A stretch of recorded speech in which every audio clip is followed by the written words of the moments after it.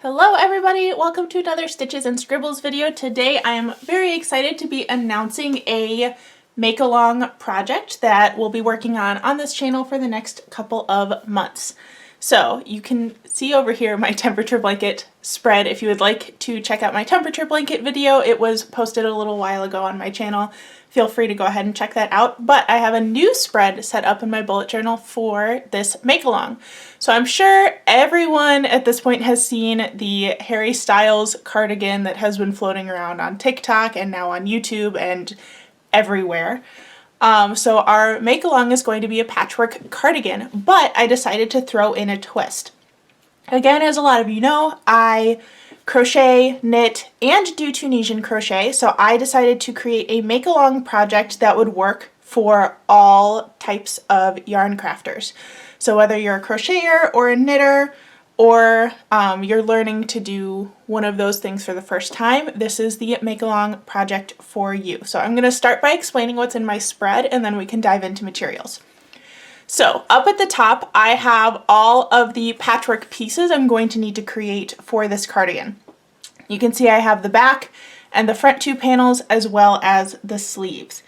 I decided to go ahead and plan out colors of my squares, even though if I run out of colors, I have some backups. So this is just kind of the general plan for now. I also planned out what color I want the trim to be, provided I have enough yarn at that point. The next thing I have is what stitches I'm using for the different colors. So you can see that I picked 2 different stitches to work in each of my 3 colors. You can choose a different amount of colors if you want. You can do this all the same color and just have the different textures really shine through from the stitches. It's up to you.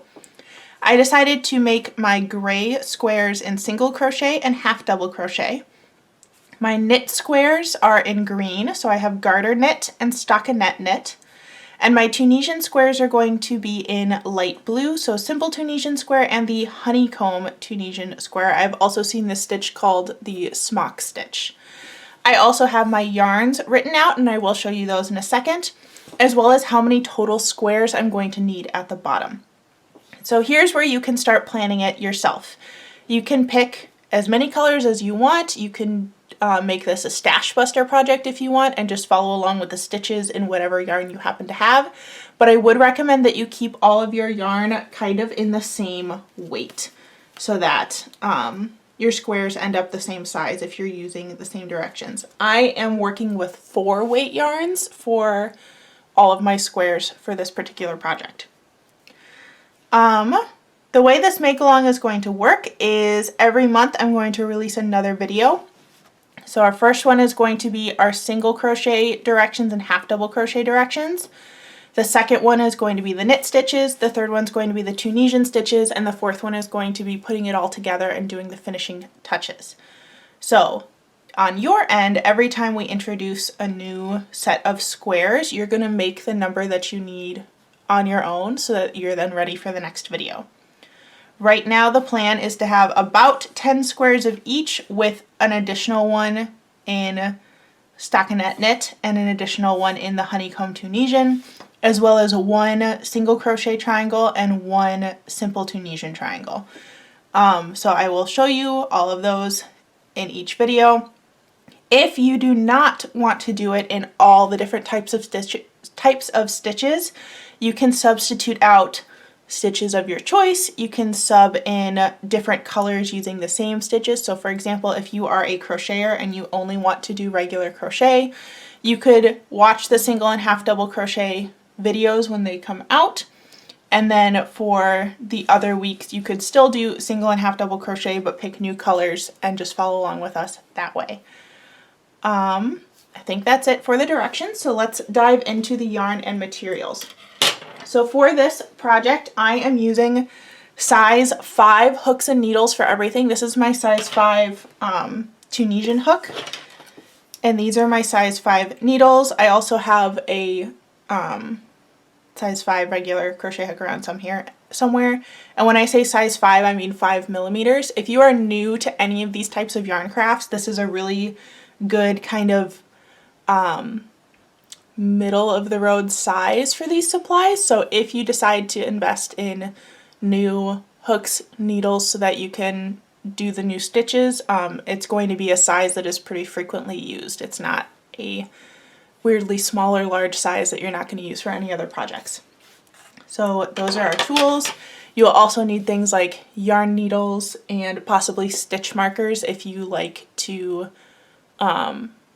use stitch markers to count rows or anything. Safety pins or something like that might also be helpful when we get to the construction stage, when we have all the squares done. Diving into yarns, so I have my yarn key here so that I could see it on my colors, but I am using the Low Tide yarn from Lion Brand in the color Palm for my green, and in the color Driftwood for my gray. And my third yarn is actually completely different because I wanted multiple textures in my cardigan. So my light blue is the Feels Like Butter yarn from Lion Brand in the color Ice. I already mentioned having some backup yarns. If for some reason I run out of yarn for any of my squares, I'm going to use the Feels Like Butter yarn in a dark gray. I don't remember the color name right now because I took the ball bands off because it's in my scrap bucket right now. So I already have a color planned out in case I don't have enough yarn to do all the squares I want, but I think I will have enough. So let's take a look at swatches. I do have swatches of all of the stitches we're going to use already done so that I can show you all. So first, we have our single crochet square. So a nice kind of simple pattern. All of these squares are 6 inches by 6 inches. And when we get into the videos for making the squares, I will give you the stitch count and row count and everything like that. This is our half double crochet. So if we're comparing single crochet and half double crochet, half double is a little wider, a little bit stretchier, and has a more complex texture to it. Jumping into knit, we have our garter square in that nice green. So this is the basic easy knit stitch. Knit stitches are usually a little bit stretchier than crochet ones.